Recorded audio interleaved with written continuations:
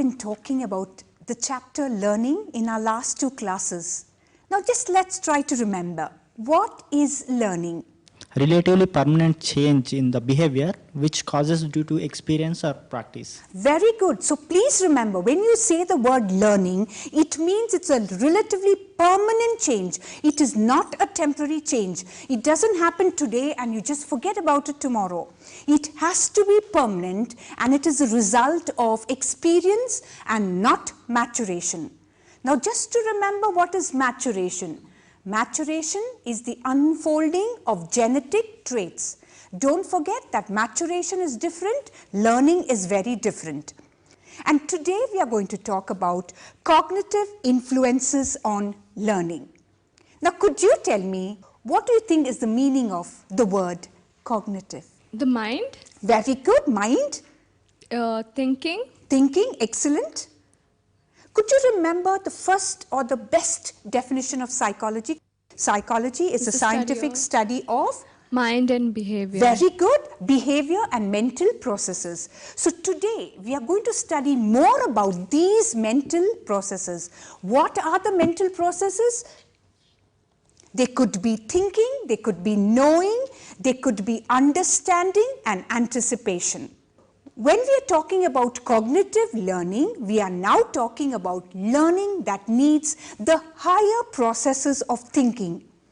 And there we need the more advanced level or the more advanced section of the forebrain, the cerebrum. So all these higher order activities are now controlled by the cerebrum, and that is what we are going to learn today under the broad heading of cognitive learning. We are now going to talk about how is it just by thoughts, by thinking, by imagining, by with the help of language, with the help of imagery, how is it I'm able to solve problems? I cannot observe it directly, but I know there are some changes that do take place, and the changes are permanent, that do take place because of experience. And that's what we are going to discuss today under cognitive learning. The first proponent of this theory is Wolfgang Kohler. Kohler was a Gestalt psychologist. How many of you can remember what is Gestalt psychology? Gestalt say that the whole is greater than the sum of its parts. Very good. Gestalt means the whole is greater than the sum of its parts. And it was in the early 20th century when Kohler did some experiments in Germany with the help of a smart chimpanzee known as Sultan. Now let's look at the picture. There you see Sultan. There were so many classic examples, classic experiments conducted on Sultan. But one of the experiments is Sultan was put in a cage, and there was a banana hanging on top. Sultan tried a little bit here and there, started walking. He started jumping and walking about, trying to get the banana. He tried to stand on one box, tried to stand on the other box, and he just couldn't reach his goal. And his goal was reaching the banana, getting the banana. And for some time he was just quiet, when suddenly there was a change. There were a series of movements where he put both the boxes, he put one box on top of the other box, he climbed on top of both the boxes, he reached the banana and he ate it. And this kind of learning that took place, that sudden learning that took place, is known as insightful learning. So, insightful learning is one form of cognitive learning. Anytime when you are tired after learning maths so much and you still can't come to the answer, you go and sit in a corner, and then suddenly, or maybe you go back to sleep or you go for a walk, and then suddenly there is a rearrangement of the elements in your perception and you experience the aha feeling. So the first important thing that characterizes insightful learning is the aha feeling. Insightful learning is the sudden learning or resolution or action after a period of study during which there is no action or apparent understanding. I've already told you that the Gestalt psychologist Wolfgang Kohler was the main proponent of this particular learning. Insightful learning is also known as discovery learning. Why is it known as discovery learning? Because I am learning with the help of insight and understanding. Insight, I suddenly get the solution, I grasp the idea, I've understood it in a jiffy. There is suddenly reconnection, rearrangement of the perceptual elements, and I've understood. And I've understood what? I've got a solution for my problem. Now we go on to another type of cognitive learning. Edward Tolman in 1930 was a pioneer in cognitive psychology. He made this point by conducting experiments on maze learning in rats. What is a maze? A maze is a network of walls, hedges, some blocks, and you have to find your way, you have to maneuver your way and start and reach the goal. Now what did Tolman do? He took 3 groups of rats. Tolman used rats as his subjects. The first group of rats, as soon as they reached the end, were given food, were given reinforcement, were given a reward. The second group of rats were not given anything. They took their own time to reach the end. The third group of rat also started the maze, took their own time to reach the end. Then suddenly there was a sudden manipulation on the 10th day. After the 10th day, Tolman gave food, gave reinforcement, gave reward, gave food for the rats, and suddenly there was a decrease in the time taken and the errors committed. And he called this as latent learning. So what is latent learning? Learning in which new behavior is acquired but not readily demonstrated until reinforcement is provided. There was a decrease in errors, decrease in the time taken to reach the goal as soon as reinforcement was given. Which tells us what? It tells us that some sort of hidden learning has taken place. This hidden learning is known as latent learning. So hidden learning is there, but it is shown when there is reinforcement. But Tolman gave us another fantastic concept. What was the concept he gave? He gave us the concept of cognitive maps. What is a cognitive map? A cognitive map is a mental picture. It's a mental representation that tells you clearly how to reach the goal, how to reach the end. The very first day you came to college, my young ladies and gentlemen, do you remember that you had to be told, go to the right, there is a psychology lab. Go to the left, there is a psychology classroom. But now you don't need anyone to tell you which is the left, which is the right. You can just go walking into your classroom and into your laboratory. Why? That's because you have a cognitive map. You have a mental picture. You have a mental representation. Even right now, you can literally close your eyes and you know where exactly is your psychology lab, where is your psychology classroom. So you find that cognitive maps are very, very important and they really help us in day-to-day lives. Even when you are studying, if at all you use many forms of diagrams, pictures, you can remember better because cognitive maps symbolizes cognitive learning. Cognitive maps also gives you another new concept and it is called place learning. What is this place learning? The rats used cognitive maps to identify the place in the maze where food is found. So some of them say it is sign theory, some of them say it is sign learning, some of them say it is place learning. You can just close your eyes right now and you can picture where exactly the kitchen is in your house. You can picture where is the bedroom. You know where you have kept your keys. You know where you have kept your money. You know where you have kept that precious ring of yours. We use mental pictures while we were thinking.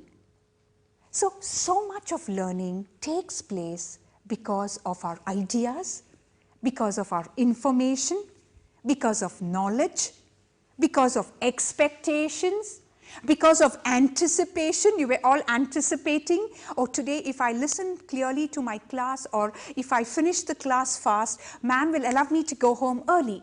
So you listen and say, ma'am, let's finish the class, let's go home early.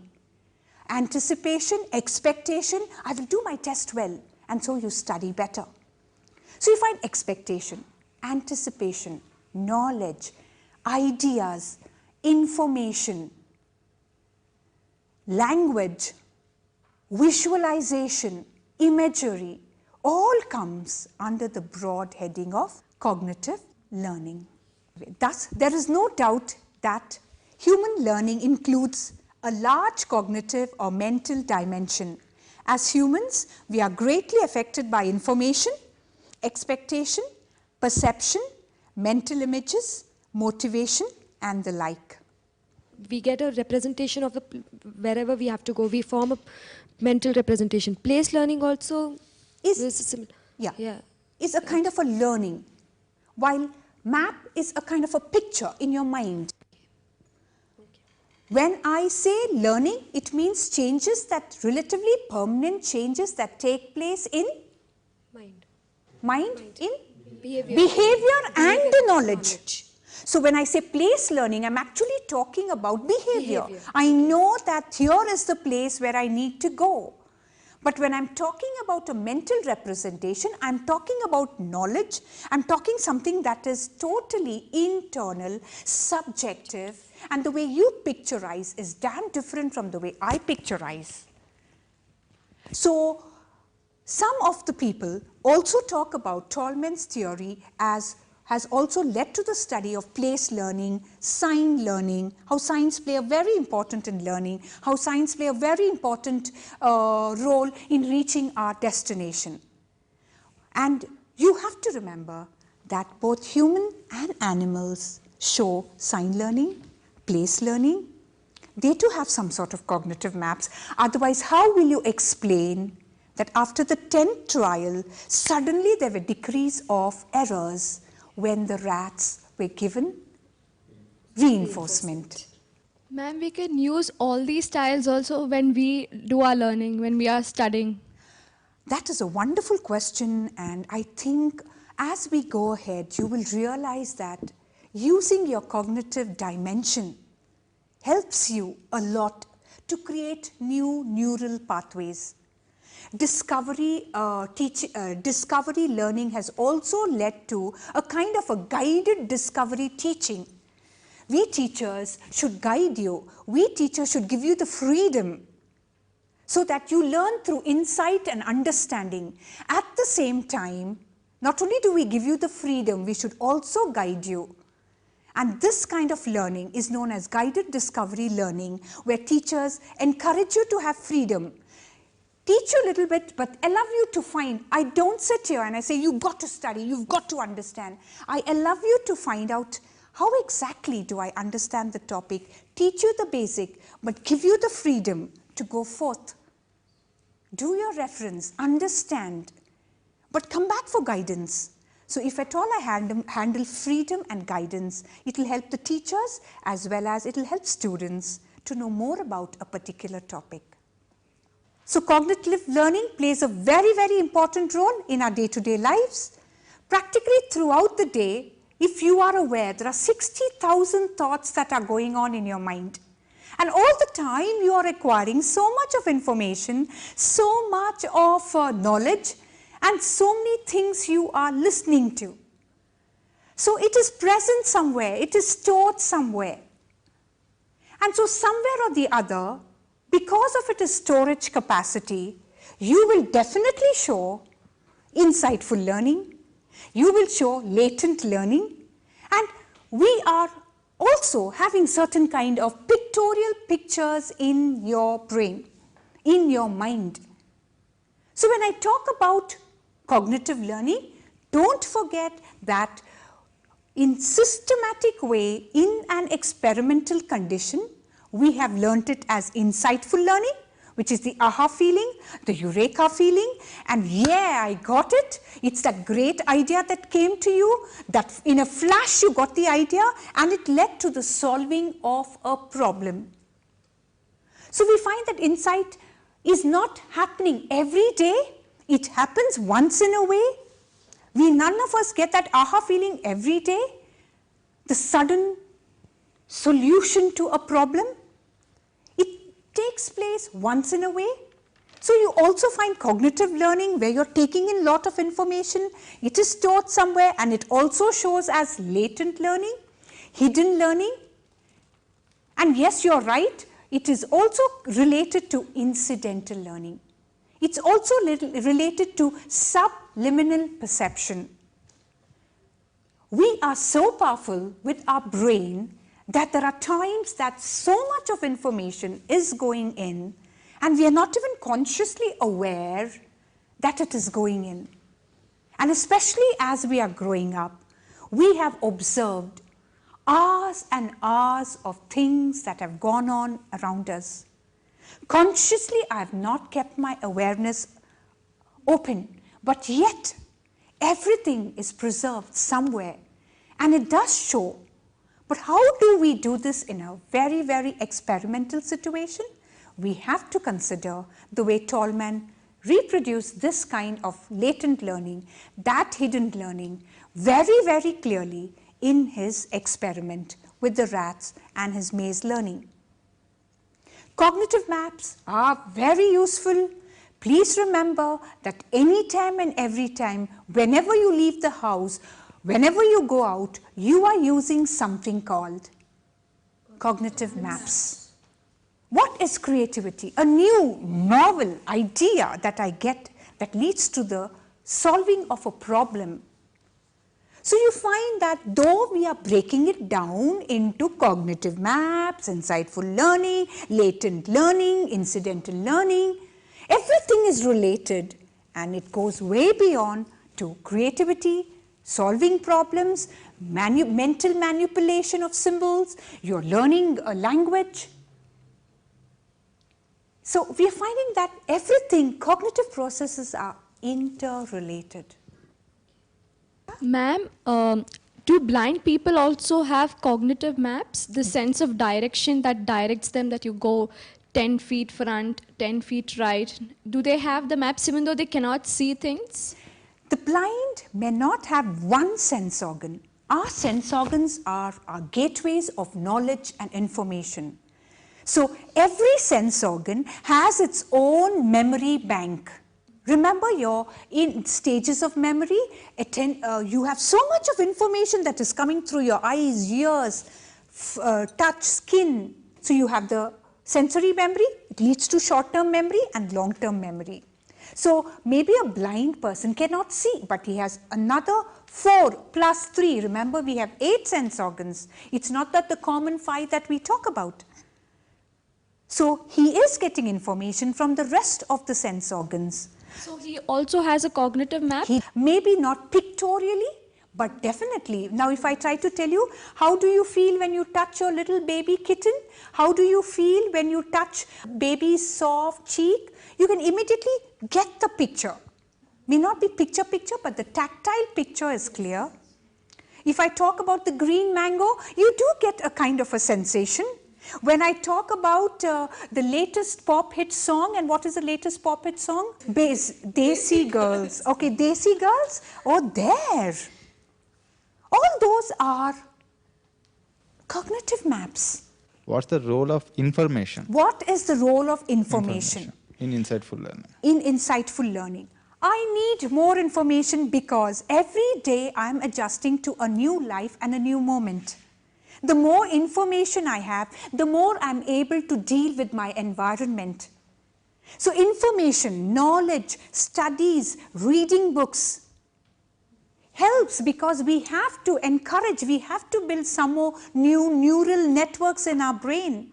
Even up to the age of 90, continue reading, continue walking, continue playing your puzzles, continue doing something, continue stimulating your brain, continue studying. Information is very, very necessary for your brain to be alive.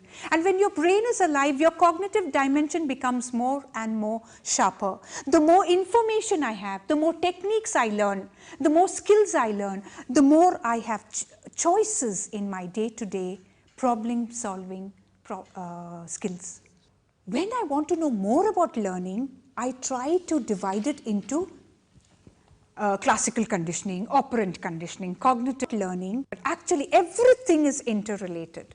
Even for me to bring about a relationship between a stimulus and a response, I need my thought processes, I need my higher dimension, I need my cerebrum, I need my forebrain, I need to think, I need to reason out, I need to decide. So you find that it is ultimately when we are using day-to-day skills, many a times we are using a mixture of everything.